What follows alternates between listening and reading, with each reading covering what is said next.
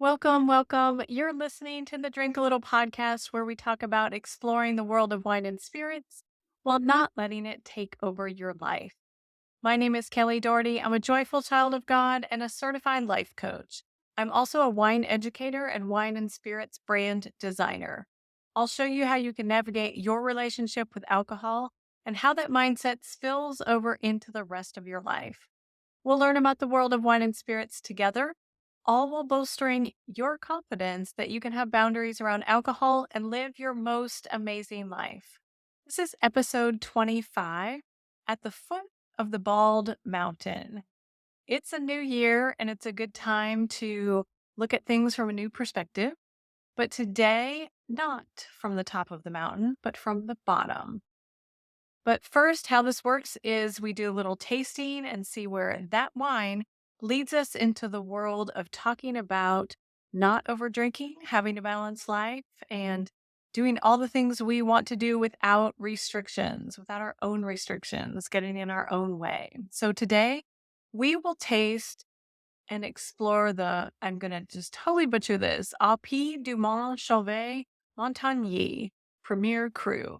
And that is a mouthful, but it is really just a beautiful Chardonnay from France. It's actually from the Cote Chalonnaise in Burgundy and Premier Cru wines, like it says on this label. Sometimes you would see the number first cru, and that is the second highest classification under Grand Cru. So this is going to be a fancy wine for the new year. And this area of Montagny produces white wines only. So I can't wait to try this one with you. And when I looked at the producer's website, this particular wine was aged 18 months on the lees. And so that is on some of the dead yeast cells. We leave it in a wine and give it complexity, give it a little more structure. And that takes a little time. So 18 months on the lees, and 10 months of those were actually in oak barrels. So when I taste this, it's going to be a real classic Burgundy Chardonnay. And you can tell just by looking at it, it has a little bit of a gold color from that aging process. So I'm going to pour a little bit more in my glass. There you go. Just drink a little and give it a swirl and smell this one.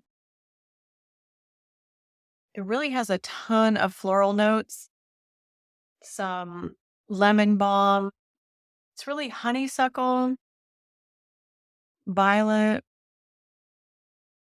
mm, and some ripe pear, ripe peach. Just gorgeous. So it's moved away from lemon lime in the Chardonnay and moving towards a little bit riper stone fruit. And I'm going to give it a little taste. Yeah, it's got a little bit more body because of that oak aging. And this would be great with any fish, broiled, grilled, any seafood, maybe also a light goat cheese. I would even put some fried veggies in here. I would do some fried zucchini, some fried cauliflower with this. It's really comforting. And sometimes we think that a wine can't really translate to every season. Sometimes we get in the rut, we translate it to every week, but this is a chilled white, doesn't mean it's not perfect for January. So what I like about this one is that it translates well in summer as well as winter and brings a little bit of comfort at this time of year for me.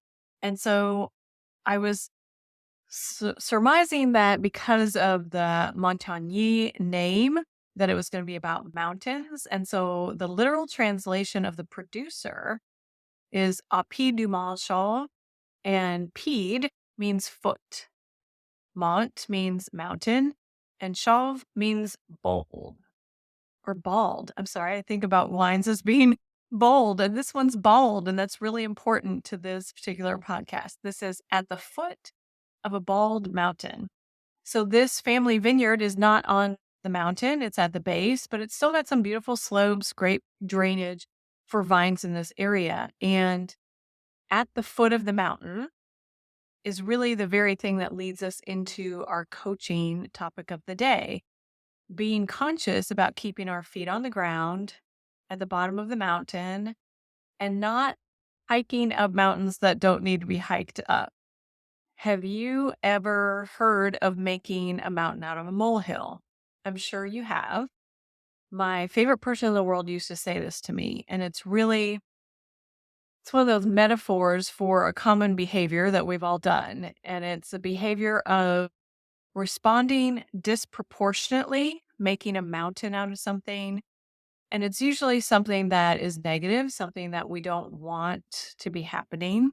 So we exaggerate the severity of the situation in our minds and sometimes out loud to other people.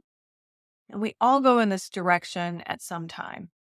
People can say it's overreacting, but I think that sounds somewhat accusatory.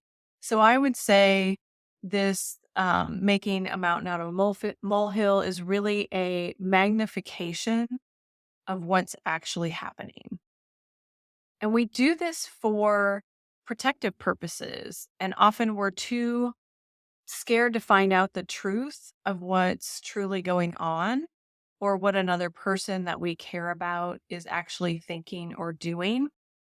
And in some ways, it seems easier to catastrophize things in our mind, make them worse than they are, just in case things really are that bad. Instead of actually finding out and doing the hard conversations, communicating your true thoughts, your feelings, your concerns, your squishy parts with a whole other person.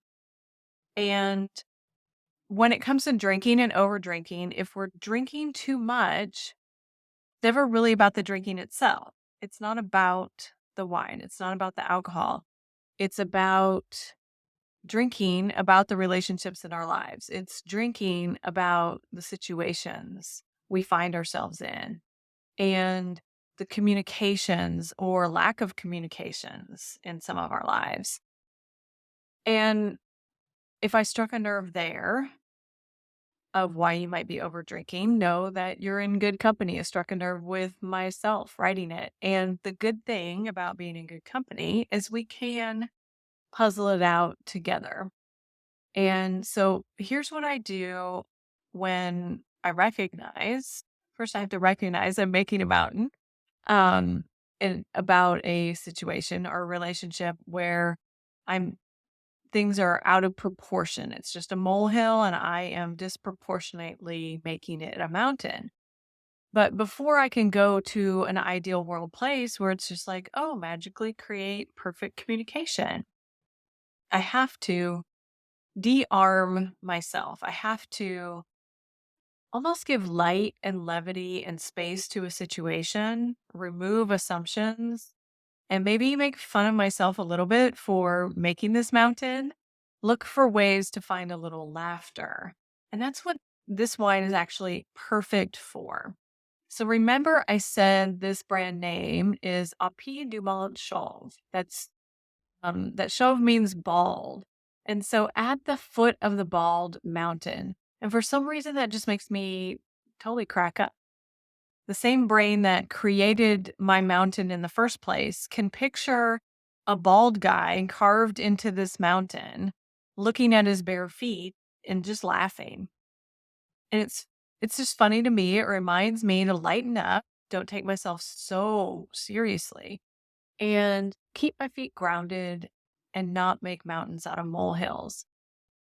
And that break from the seriousness, that break from overthinking in our brain gives it a little bit of a new direction, a little bit of an open door where we can go, okay, what is really going on here?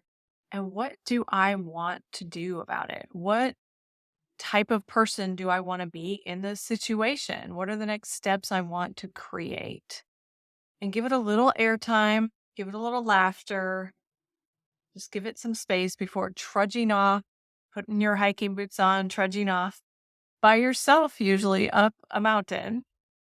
And don't forget to think about this bald guy looking at his feet, the bald guy on the mountain looking at his feet and laughing. It helps so much just to detach from the situation a little bit.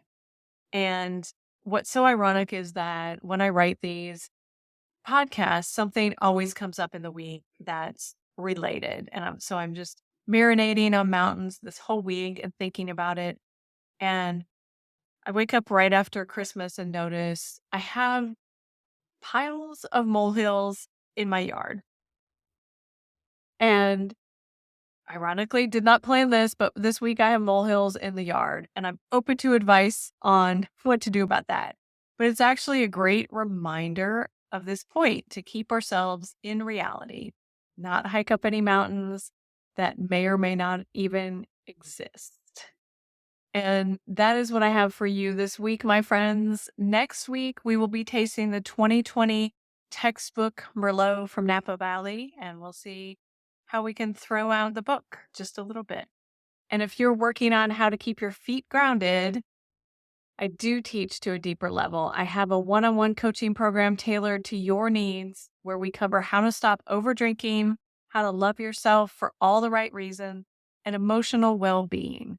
Go to kellydoherty.com/cheers to learn more. Happy New Year.